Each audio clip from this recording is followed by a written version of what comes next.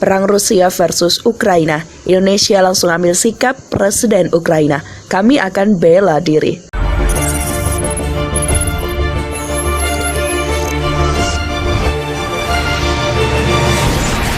Pemerintah RI melalui Menteri Luar Negeri atau Menlu RI, Retno Marsudi, langsung mengambil sikap atas memanasnya situasi antara Rusia dengan Ukraina.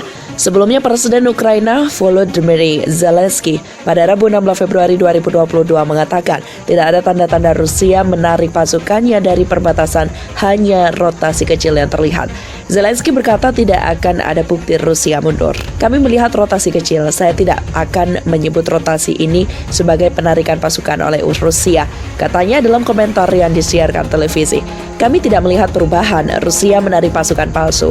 Penumpukan besar pasukan, rudal dan kapal perang Rusia di sekitar Ukraina disebut sebagai resiko keamanan terburuk di Eropa sejak Perang Dingin. Menteri Luar Negeri atau Menlu RI Retno Marsudi mengatakan telah melakukan pembicaraan melalui sambungan telepon dengan Menteri Luar Negeri Rusia Sergei Lavrov dan Menteri Luar Negeri Ukraina Dmytro Kuleba. Pembicaraan dengan kedua menteri luar negeri tersebut dilakukan secara terpisah. Retno mengatakan kepada masing-masing Menlu, ia menyampaikan posisi Indonesia mengenai konflik antara kedua negara seperti yang diungkapkan melalui akun Twitter Kementerian Luar Negeri atau Kemenlu RI. Isu Ukraina dibahas dan saya sampaikan kembali posisi Indonesia seperti dalam Twitter Kemenlu, kata Retno saat melakukan proses briefing secara virtual Kamis 17 2022.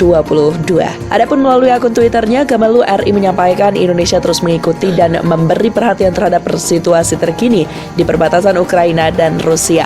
Indonesia mengimbau semua pihak untuk menahan diri dan memberikan kesempatan seluas-luasnya bagi keberhasilan dialog dan diplomasi. Konflik tidak menguntungkan siapapun, tulis Kemenlu RI seperti dikutip dari akun Twitter resmi @Kemenlu-RI. Selain membahas konflik antara kedua negara tersebut dengan Menlu Rusia, Retno juga membahas penguatan kerjasama bilateral, terutama terkait dengan persiapan penyelenggaraan Indonesia-Rusia Industrial Exhibition atau Inoprom.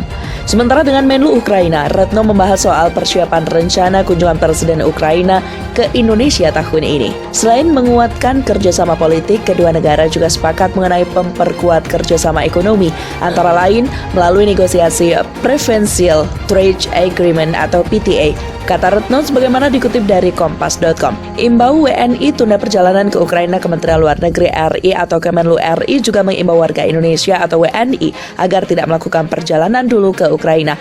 Yang punya rencana ke Ukraina kami imbau agar menunda hingga kondisi menjadi lebih baik, kata Direktur Perlindungan WNI Kemenlu Juda Nugroho dalam pers briefing yang dilakukan secara daring Kamis 17 Februari 2022. Selain itu dia menerangkan kondisi terakhir di Ukraina.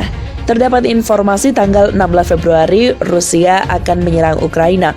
Tapi berdasarkan pantauan KBRI di Kiev, Ukraina relatif aman, kondusif, kegiatan masih berjalan normal, masyarakat setempat juga tetap tenang, kata Juda.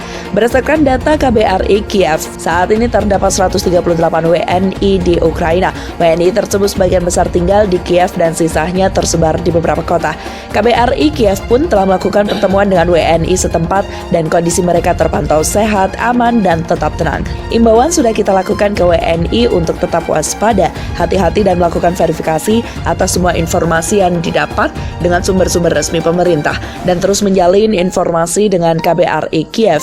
Jelas Juda. Presiden Ukraina Volodymyr Zelensky mengatakan tidak takut terhadap siapapun. Hal itu dikatakan Zelensky saat turun langsung melihat tentara Ukraina berlatih dengan senjata anti-tank baru yang dipasok barat di dekat Rivne, Bara, ibu kota Kiev pada Rabu 16 Februari 2022. Zelensky tetap mengenakan mantel hijau zaitun ala militer.